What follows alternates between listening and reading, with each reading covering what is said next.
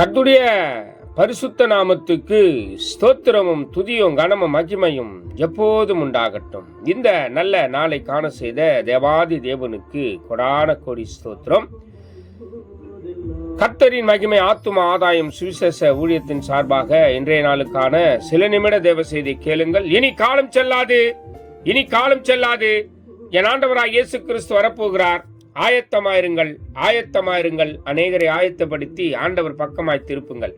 பக்கத்துணையாய், பக்கபலனாய், பக்குவமாய் எப்போதும் கர்த்தர்களுடனே கூட இருப்பார்.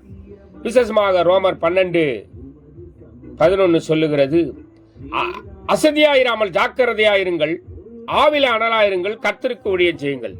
ஆவில அனலாயிருங்கள். அடிக்கடிக்கு நான் சொல்வதுண்டு, ஆவில அனலாயிருங்கள். ஆவி அனல் இல்லாத இடத்துல அலாட்டாயிருங்கள், இல்லைன்னா ஆவிக்குரிய ஜீவித்துல பிளாட்டாயிடுவீங்கன்னு சொல்லுவேன்.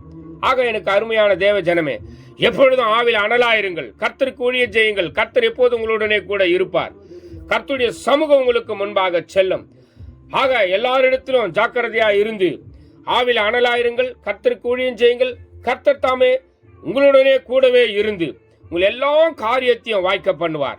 எல்லா பிரச்சனையும் மாற்றுவார், போராட்டத்தை மாற்றுவார். தேவ சமூகம் உங்களுக்கு முன்பாக முன்னும் பின்பாக நடந்து போகும் என்பதில் சந்தேகமில்லை.